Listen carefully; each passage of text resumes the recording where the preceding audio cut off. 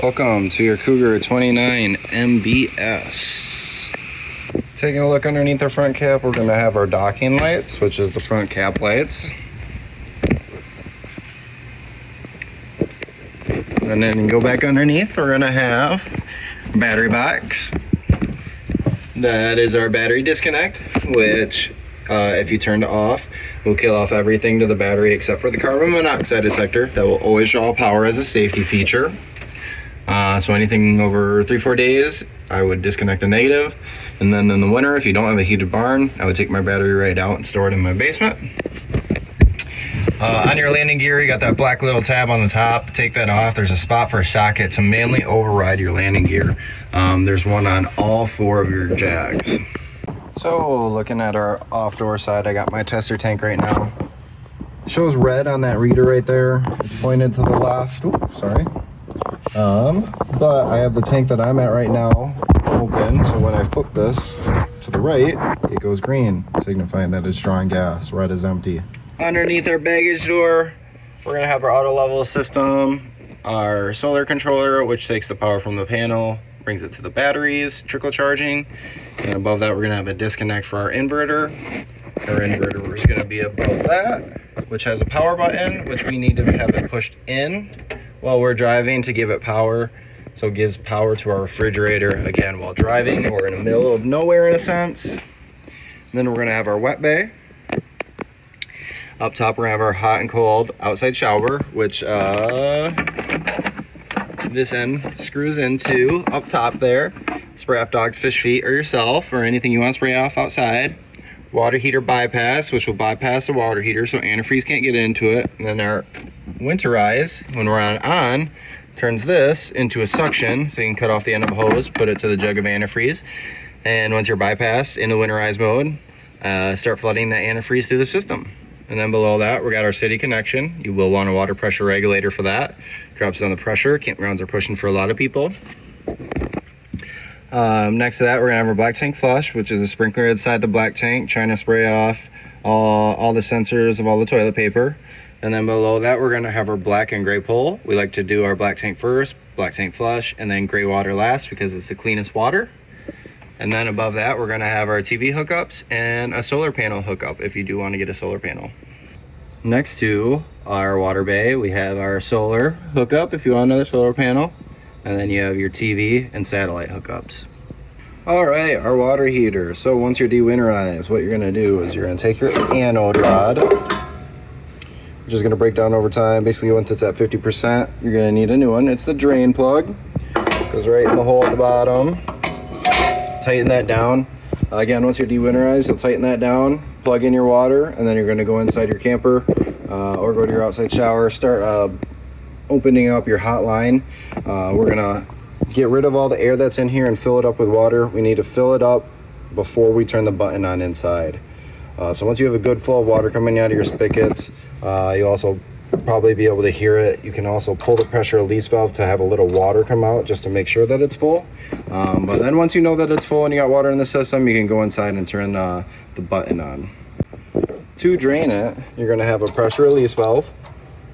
So you'll pull that pressure release valve, hear that pressure die off, and then you'll be able to pull this out so it doesn't shoot at your stomach really fast, and then you'll be able to allow it to drain. You do have some reset buttons in there in case it doesn't fire up when you hit the button inside. Looking below our water heater, we're gonna have our sewer port. That's where I like to have a clear elbow because then I can know when my black tank flush is finished. And then looking underneath,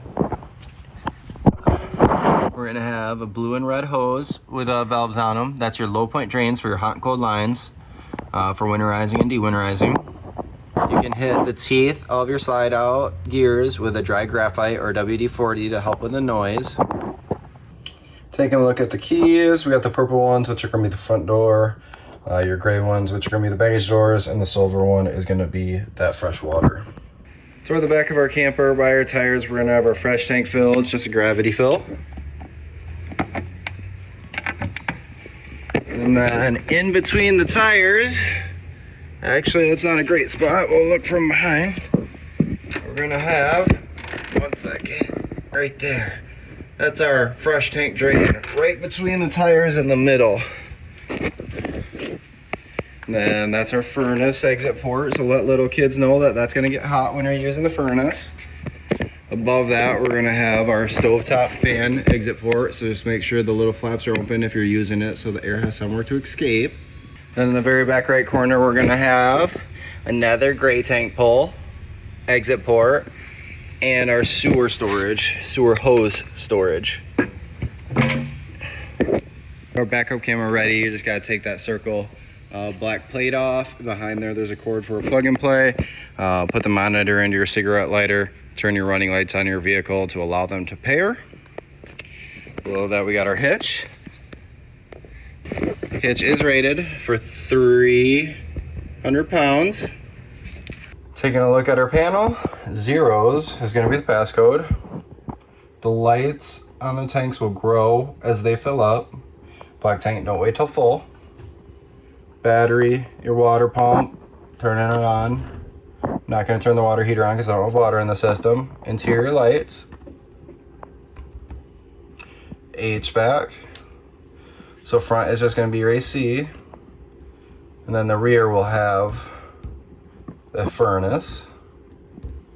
And then you'll be able to put it on a timer schedule via the hourglass right there. Slides in and out. For the slides, you'll see the power die off once you're fully in or fully out, and you want to bring the slides fully in and fully out. So just like that, the power dies off when you're fully in or fully out. Awning. You're gonna see the tube. Once it's fully out, if you hold the button too long, it'll reel in the opposite way.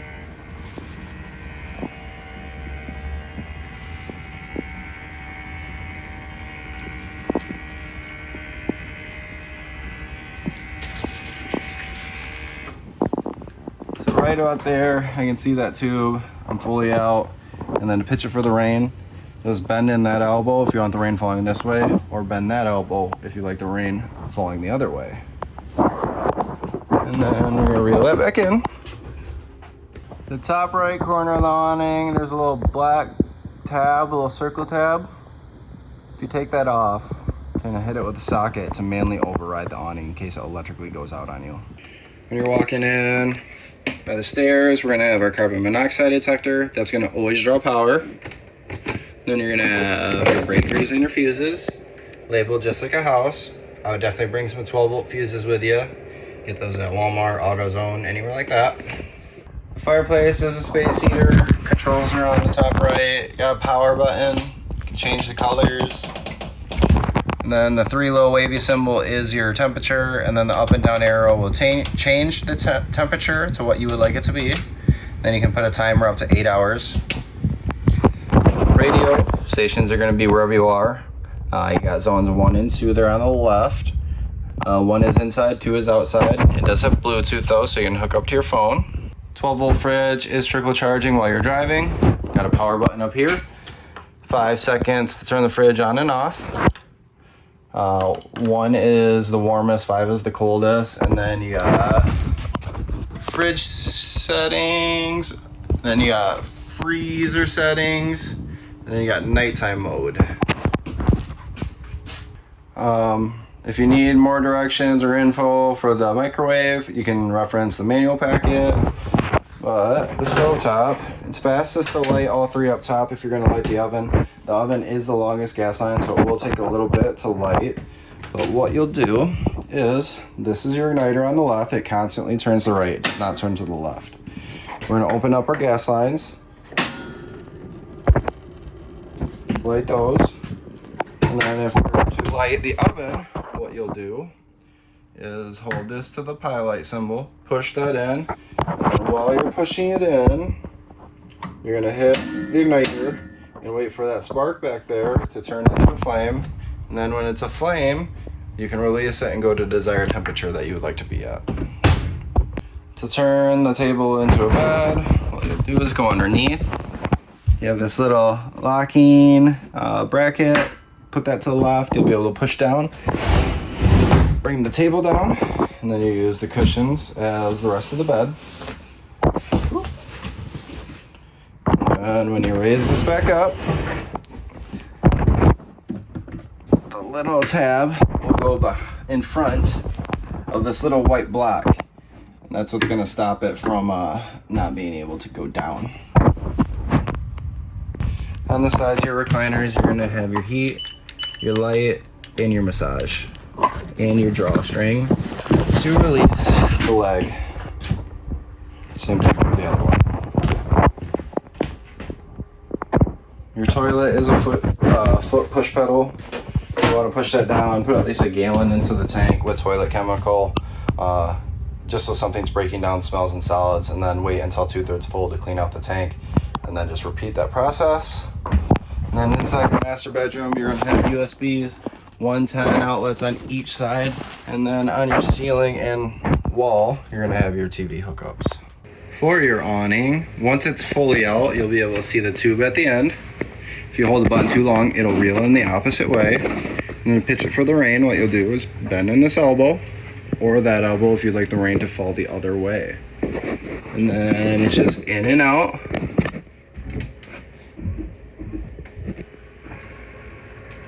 On the panel.